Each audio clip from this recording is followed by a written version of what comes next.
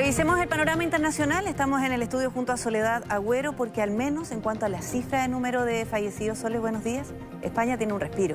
Sí, vamos a estar hablando de España, también de Estados Unidos, que el fin de semana superó los 40.000 víctimas fatales por coronavirus y que es a estas alturas el epicentro de esta pandemia, y donde el fin de semana se vio una imagen recurrente que fueron protestas en distintos estados contra las medidas de confinamiento. El argumento que dan es que perjudica la economía, que creen que son medidas exageradas, y en general quienes salieron a manifestarse son adherentes de Donald Trump, quien él mismo desde el viernes que ha estado de alguna manera alentando este tipo de protestas, porque publicó unos tweets que llamaba a liberar ciertos estados que por cierto tienen gobernadores demócratas en su mayoría. Y en la rueda de prensa que dio ayer en la Casa Blanca se le preguntó sobre este tema, se le preguntó qué le diría a los manifestantes que están en contra de estas restricciones, y respondió que está permitido protestar y agregó que según él algunos gobernadores han ido demasiado lejos. Dijo que ha estado siguiendo estas protestas y que estaba feliz de que todos practicaran la distancia social en esas manifestaciones, algo que no en todos los casos ha sido así. Pero este es un tema que desde hace varias semanas ha sido motivo de pugna entre el presidente y los gobernadores, porque Trump quiere volver a la normalidad en cuanto antes para reactivar la economía en un año donde además está en juego su reelección y donde su principal argumento en un comienzo para lograr ser reelecto era el buen estado de la economía, algo que las bajas cifras de desempleo, todo le jugaba bien a favor. Claro, y ahora hemos visto cómo en las últimas semanas 22 millones de estadounidenses han ido a solicitar sus subsidios de desempleo.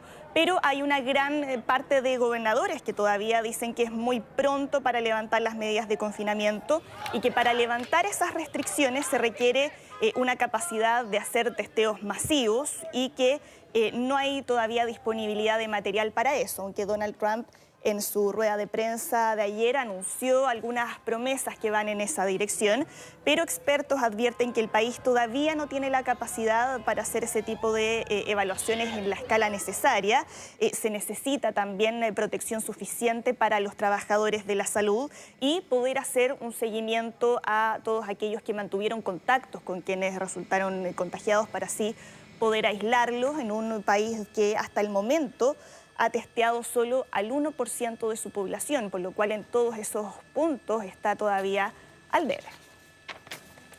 Y vamos ahora a España porque, como tú decías, Priscila, registró una baja en los fallecidos en las últimas 24 horas, de acuerdo al último balance diario que entregaron las autoridades de ese país, porque por primera vez desde el 22 de marzo, el balance de muertos diarios estuvo por debajo de los 400 fallecidos. Hubo 399 víctimas fatales.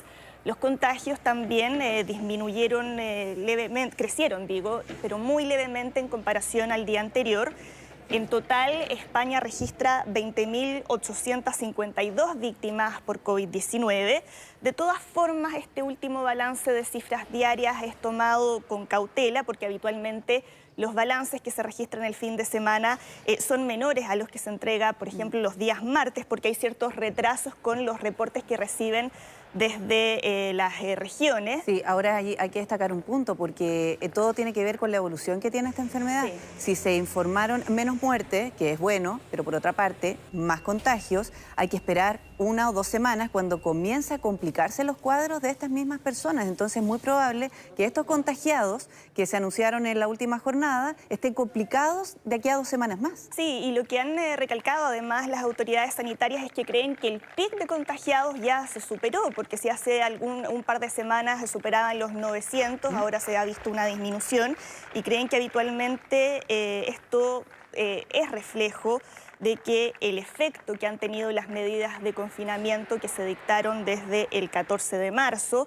están empezando a tener resultado.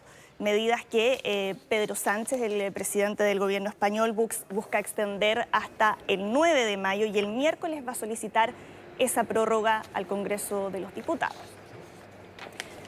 Y en el resto de Europa, en tanto, hay varios países que han comenzado de a poco a relajar parte de esas restricciones y uno de esos países es Alemania, porque este lunes van a comenzar a reabrir algunos locales comerciales en determinados estados federados del país.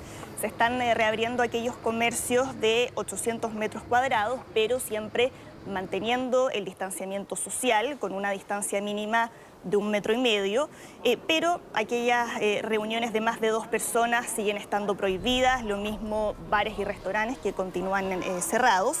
Alemania, recordemos que es el 5º país de Europa con mayor cantidad de contagios, pero con cerca de 4.000 muertes, que está muy lejos de las cifras de otros países como Italia, como España, Francia o Reino Unido. Controló la cifra de muertes. Sí, exactamente. Y después de un mes de restricciones sociales, pero aquí el confinamiento tampoco ha sido tan estricto, dicen que la epidemia ya está bajo control porque por primera vez el ratio de infección cayó al 0,7% y desde el Ministerio de Salud lo que dicen es que esta epidemia actualmente es manejable, pero se espera que el regreso gradual de la vida normal se complete el 4 de mayo, que va a ser el día en que se espera que los estudiantes vuelvan al colegio. Pero estas reaperturas también están siendo tomadas con prudencia, porque la canciller alemana Angela Merkel recalcó que esto no significa que haya que caer en la complacencia y se ha mostrado muy preocupada ante la posibilidad de que ante estas cifras los alemanes empiecen a relajarse y que pues eso pueda conllevar el riesgo de una segunda ola de infecciones. Sí, y hay que mantener el distanciamiento social, hay que mantener los hábitos, es una nueva forma de vida. De todas maneras, esta nueva normalidad, donde no es el único país que ha anunciado este levantamiento de las restricciones. Pasemos a Nueva Zelanda, que ha sido también uno de los países más exitosos a la hora de lidiar con esta crisis, donde se ha destacado el rol de la primera ministra Jacinda Ardern, y anunció que el 28 de abril van a empezar a retornar a los trabajos, van a abrir las escuelas, pero van a esperar otros 14 días más para ver cómo evolucionan los contagios y evaluar si es que siguen rebajando el nivel de alarma. Les decía que ha sido uno de los países más exitosos en el manejo del coronavirus, con 12 fallecidos y la mayoría de los 1.400 contagiados ya están recuperados. Hace 2 semanas que las cifras de contagios están bajando. Ayer hubo solo 7 nuevos infectados. Y en Australia, en tanto, se reabrieron algunas playas de Sydney, pero solo para hacer ejercicio. Y vamos ahora a América Latina, donde supimos que se superaron los 100.000 contagios en la región. Y uno de los países más afectados ha sido Ecuador, donde la provincia con más casos del continente es la provincia de Guayas, donde en la ciudad de Guayaquil murieron más de 6.000 personas en los últimos 15 días. Los hospitales, las morgues están colapsados, los cementerios han tenido que ampliar su espacio. Y el Colegio Médico de Guayas indicó además una lista que contiene los nombres de los 86 médicos que han fallecido en esa región a causa del coronavirus. Solo en Guayas hay 700 médicos que han resultado contagiados y se ha hecho mucho hincapié en la necesidad de proteger al personal sanitario. El problema en Ecuador es que hay muchos pacientes que han muerto sin haberse realizado nunca antes una prueba y por lo tanto no hay claridad respecto a el número real de personas que puedan estar contagiadas y a cuál es el verdadero alcance de esta pandemia en Ecuador. Claro, los exámenes se han realizado post-mortem. Exactamente, y de acuerdo a las cifras oficiales que ha entregado el gobierno de Lenín Moreno, hay 474 fallecidos y más de 9.000 casos confirmados, pero por esta poca claridad y la poca transparencia que ha habido en la entrega de los datos, se cree que esa cifra puede ser muchísimo mayor.